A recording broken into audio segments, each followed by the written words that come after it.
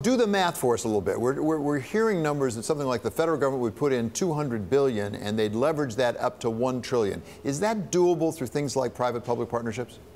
Probably not. The idea of public-private partnerships is fine, but the system for funding transportation is broken, and it's mainly broken because of the idea the Highway Trust Fund is broke. The Highway Trust Fund, which is money that comes from the gas tax, and the gas tax hasn't been raised since 1993, almost 25 years, while 25 states have raised their own gas tax, not waiting for Washington. Washington hadn't been willing to raise the gas tax to create a big pot of money. So in my opinion, what we need are public-private partnerships, the ability of states to do more tolling, maybe some experimental projects with respect to vehicle miles traveled, create an infrastructure bank, and raise the gas tax 10 cents a gallon, and index it, so then you create several pots of money to fund the 60,000 structurally deficient bridges, the crumbling interstate, and 60-year-old transit systems that are falling apart. So let's talk about that gas tax for a second, because you were there for a good long period of time in Washington, and as you say, it hasn't been increased in 25 years. We've got the Koch brothers and their advocacy group out already saying, whatever you do, don't increase that gas tax. Why is it that we still have a gas tax that was set 25 years ago?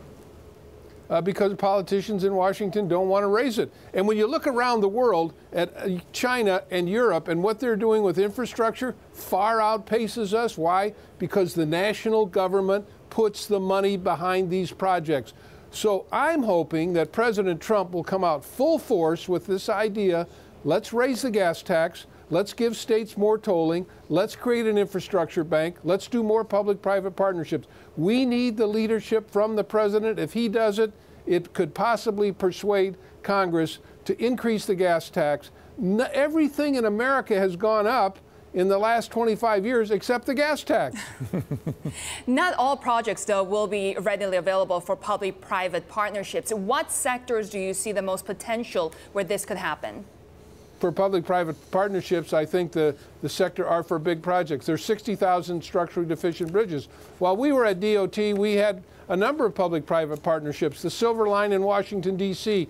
to create a connection between downtown Washington and Dulles Airport. The Tappan Zee Bridge in New York is being built under a public-private partnership. A transit project in Chicago, public-private partnership. Some of the bigger projects you can do, but many of them you can't do unless you have other pots of money, other sources of money to do them. At the end of the day, it will come down to passing this huge spending package. Do you think this is feasible in an election year? I think it's only feasible if the president really sets the pace and comes out full force behind creating several big pots of money. And if he does that, then I think Congress has a hard time going against that. And the White House can do this if they want to do it. If they do it, we will create the kind of funding sources that are absolutely critical to fix up our infrastructure. So, Mr. Secretary, let's assume for the moment, it's a big assumption, we actually got the money that we need. Is the infrastructure project that we have today the same as 20, 30 years ago in a new digital world? Because we hear about smart roads, smart bridges, smart cities talking to cars and things like that. How has it changed because of digital? Technology has changed everything. I mean, we're talking about autonomous cars. You got to have the technology in the roadways in order for the cars to be able to be driven around autonomously. And you talk about all the technology in cars. For safety, that same kind of technology has to be built into the infrastructure, which currently doesn't exist. You see these train crashes that occur, it's because positive train control, which is very expensive, but it's technology for braking systems that will prevent accidents. So you make a good point. There's a lot of new technology, it's expensive, and it has to be included in these projects that are funded. So let's go back to the politics for a moment, because you understand Washington well. What is it going to take for the people to really demand this? Because ultimately the politicians respond to their voters. They do things that they think will get them voted in again. So what is it going to take nationally for the country to say, you know what, it's time to really do something here?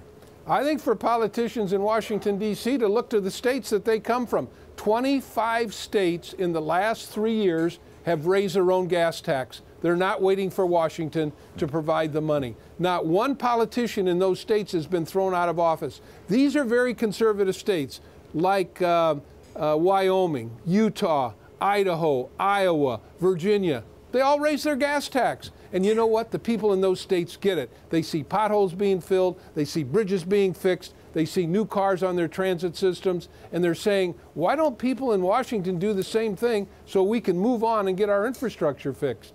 Okay, when we talk about infrastructure, though, the plan that was leaked right now from the White House, it focuses on transportation, water infrastructure, land revitalization. How should we sort out the priorities? Well, there's 60,000 structurally deficient bridges. We got to take care of those. Our interstate system is crumbling. We got transit systems around America that are 50 and 60 years old. They need new cars and new infrastructure.